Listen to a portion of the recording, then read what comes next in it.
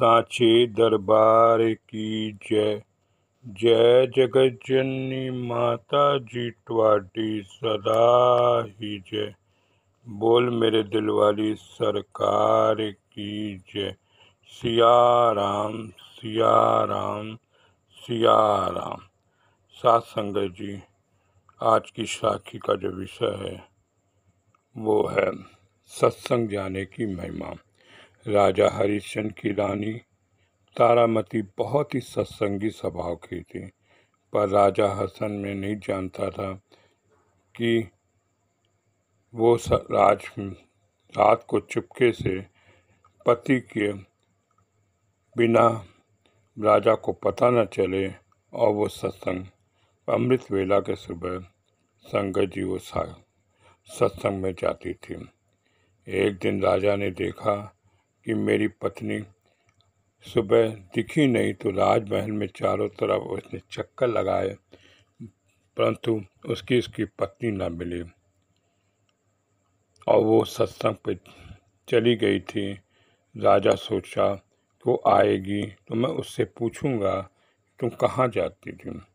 फिर मन में ये हुआ कि अगर मैं इससे पूछूंगा तो ये हो सकता है मुझे झूठ बोल दे और कहे कि मैं कहाँ जाती हूँ। उसने अगली रात का इंतज़ार किया। अब शक का भूत मन में आ गया और कहते हैं जब शक आ जाए तो आदमी का मन जो है विचलित हो जाता है। बोलो जय सिया राम जय सिया राम। महापुरुष कहते हैं कि लोहे में जंग लग जाए तो छूट सकता है, लेकिन मन में अगर शक आ गया तो उसको नहीं मिटा सकते। रात को उसने दूसरी रात को इंतज़ार किया, उसको नींद नहीं आ रही थी। सुबह देखा कि उसकी पत्नी तारा देवी पिछले के दरवाजे से कहीं जा रही है। इसके मन में विचार आया क्यों ना पीछा करूं। एक तलवार उसने निकाली। उसने कहा मैं जाऊंगा, देखूंगा कि मेरी पत्नी कहाँ जाती है और मैं इसका पीछा करके इसका वार कर दूंगा। संगत जी बोलो प्यार से जय सिया राम जय सिया राम। साथ संगत जी, राजा रानी चलती चलती पहुंची और राजा सोचता रहा कि इसको मिलने जा रही है, ना ही इस पर शक नहीं करना चाहिए। तो उसने कहा सिर दर्द है, पर विलय को किया। राजा को क्या देखा कि मेरी पत्नी सत्संग में जाकर बैठ गई और बोलो प्यार से बोलो जय सिया राम जय सिया राम। सत्संग में उसने अपने खड़ाऊ उतारे और सत्संग में देखा वो बैठी हुई है। सभी सफ़ेद वस्त्र पहने हुए हैं। एक तरफ जेंट्स बैठे हैं और एक तरफ लेडीज़ बैठी हुई है। ऐसा लग रहा था कि मानो जैसे शक्तियाँ ऊपर से उतर के आ गई हों और जैसे देवताओं की सभा लगी हो। प्यार से बोलिए जय सिया राम जय सिया राम। इस अमृत वेले में संगत जी मन बड़ा ही उसको अच्छा लगा और उसे लगा कि मेरी पत्नी कहीं गलत जगह नहीं गई है, अच्छी जगह गई है। और उसने क्या किया, वो अंदर तो संगत जी सत्संग भवन पे तो आया नहीं और उसने बाहर देखा कि मेरी पत्नी के खड़ाऊ पड़े हुए हैं। एक खड़ाऊ वो उठा के ले गया और अपने घर ले गया। उस खड़ाऊ को संगत जी उसने अपने बक्से में डाल के ताला लगा लिया और सो गया कि पत्नी जब आएगी तो मैं उससे पूछूंगा कि तू कहाँ गई थी, मेरे बिना बताए मेरे बिना इजाज़त से कहाँ जाती है। संगत जी उसकी पत्नी ने अमृत वेला में सत्संग सुना। जब वो बाहर निकली तो उसको वहाँ पर खड़ाऊ नहीं मिले। एक हिस्से की खड़ाऊ थी, दूसरे हिस्से की नहीं थी। संगत जी क्योंकि रानी थी, रानी के खड़ाऊ कोई बहुत ही कीमती थे, हीरे जवाहरात लगे रहते हैं, फिर बेचारी वो अंदर गई और बड़ी ही संगत जी उसने अरदास करी कि मेरे खड़ाऊ नहीं मिल रहे हैं, मैं घर जाऊंगी तो कैसे, मेरे पति मेरे पर बहुत ही शक करेंगे, बुरा भला करेंगे।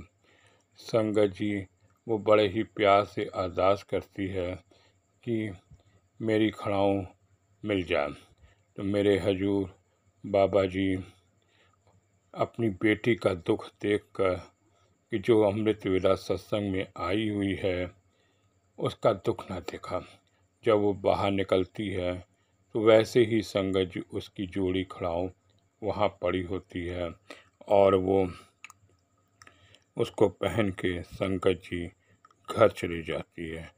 बोलो जय सिया राम, जय सिया राम। साथ संगत जी राजा देखता है कि वो खड़ाऊ पहने हुई है, उसको बड़ा ही शक होता है कहीं रात को इसने तकिए के से नीचे से चाबी तो नहीं निकाल के संदूक से खड़ाऊ को निकाल लिया। अब वो राजा संदूक खोलता है, देखता है कि वो उसमें भी खड़ाऊ पड़ी है। तब राजा को लगता है कि कैसे ये खड़ाऊ इसके जो मैं इसकी उठा के ले आया था इसके पैरों में पहनी है और खड़ाऊ संदूक में है। उसको लगता है कि मेरी पत्नी में इतनी सत्संग में इतनी महिमा है कि वो खड़ाऊ की जोड़ी मिला देते हैं। संगत जी उसको बड़ा ही आश्चर्य लगा। तब उसकी पत्नी कहती है कि मेरे बाबा जी जोड़ियाँ जो जुड़ती नहीं हैं उसको मिला देते हैं, हमारे विचार मिल जाएं यही सबसे है। पत्नी के पति से विचार मिले और पुत्र की पिता से बन जाए। साथ संगत जी वो घर स्वर्ग से हो जाता है। प्यार से बोलो जय सिया राम, जय सिया राम। संगत जी अगर विचार अलग अलग हो जाएं तो घर में क्लेश हो जाएगा। सत्कार और प्यार चीज़ें जीवन में समान हों तो एक दोनों का विचार बहुत बढ़िया होता है। एक दूसरे की प्रतिनिष्ठा विचार करने से संगत जी घर में लड़ाई नहीं होती। बोलो जय सिया राम, जय सिया राम। मेरे कहते हैं गुरु की संगत से जोड़ी मिल जाए तो बहुत ही अच्छा होता है।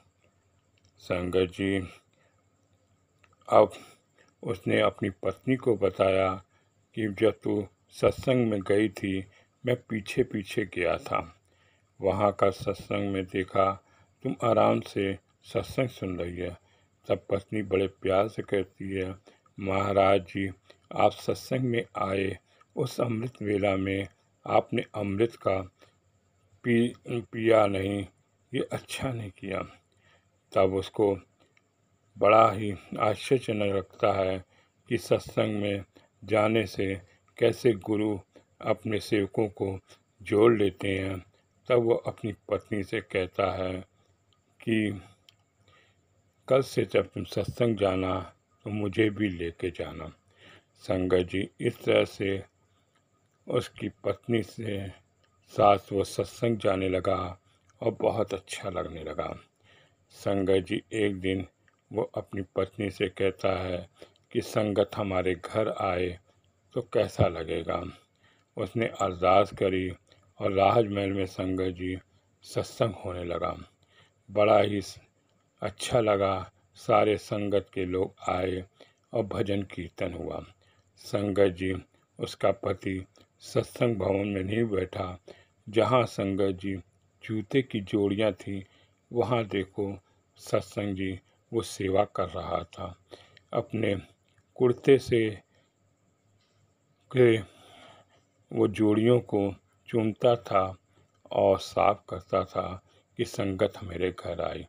ऐसा संगत जी उसे अपने सत्संग में अपनी पत्नी के कहने से बड़ा ही प्रभाव। संगत जी बहुत ही ये घटना सबके साथ प्रभावित करती है। संगत जी आगे की घटना मैं आपके सामने रखता हूँ।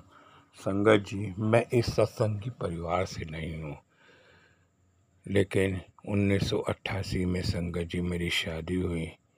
मेरी पत्नी सत्संगी परिवार कानपुर के गुड़ वालों की थी, जहाँ मेरे हजूर बाबा दिलीप सिंह बेदी महाराज जी उनके गद्दी कलेक्टरगंज में आया करते थे।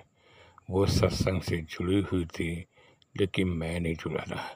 संगत जी जिंदगी के 5-6 वर्ष कट गए और 2 बच्चे भी हो गए। तब उन्होंने कहा कि यहाँ पर कहीं बेदी सत्संग जबलपुर वाला होता है। मैंने कहा हाँ जी होता है, और वो धीरे धीरे उस सत्संग में जाने लगे।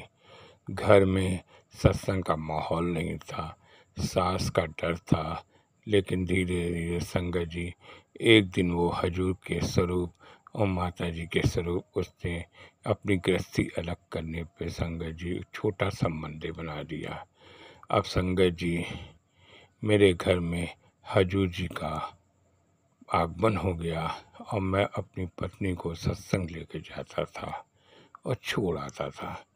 जैसे ही सत्संग समाप्त होता था मैं उसे ले आता था। कभी संगत जी मैं सत्संग भवन के ऊपर नहीं जाता था, क्योंकि मेरी भी घटना उस राजा की तरह थी।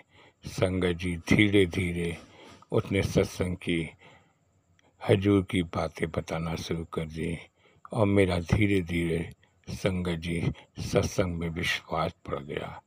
लगभग संगत जी ये घटना संगत जी 1996 से संगत जी मैं सत्संग में ऐसा जुड़ा कि अब मैं जुड़ा ही रह गया। मेरे मन में भी संगत जी इच्छा हुई कि मेरे घर पे भी सत्संग हुआ करे। धीरे धीरे संगत जी उस समय युवा थे और एक ऐसा सत्संग का नशा चढ़ा कि हम लोगों ने संगत जी महीने के एक दिन शाम को सत्संग करना शुरू कर दिया। धीरे धीरे संगतों का अच्छा लगने लगा और बारी बारी हर महीने संगत जी कोई ना कोई शाम का सत्संग कराने लगा। साल 2-3 साल ऐसे चला। फिर संगत जी आगे कोई बारी कभी लेता था, नहीं लेता था, तो फिर मैंने संगत जी संक्रांत के बाद अपने घर में बारी लेने लगा। इस बीच में संगत जी एक बार की घटना मैं आपको सुनाता हूँ कि मैं बाबा जसवंत सिंह बेदी महाराज जी से बहुत जुड़ा रहा। जब भी सत्संग जी वो कानपुर आते तो मैं जरूर जाता, क्योंकि मेरा ससुराल कानपुर होने के नाते अपने व्यापार के सिलसिले में हजूर के पास जाता था। एक बार संगत जी मैंने संक्रांत से पहले अपने घर में कीर्तन करा लिया।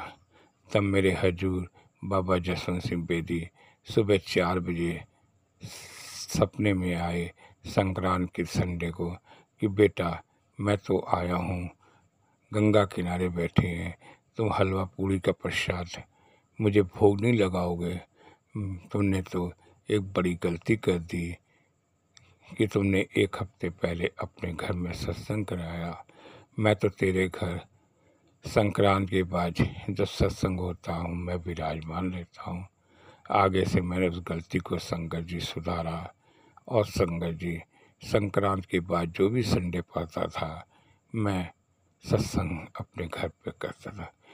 मुझे लगता था कि मेरे हजूर मेरे साथ हैं, मेरे बाबा जी मेरे साथ हैं, क्योंकि बाबा जसवंत सिंह बेदी महाराज जी कहते थे बेटा मैं कहीं जा नहीं रहा हूँ, हमेशा तेरे दिल में रहूँगा।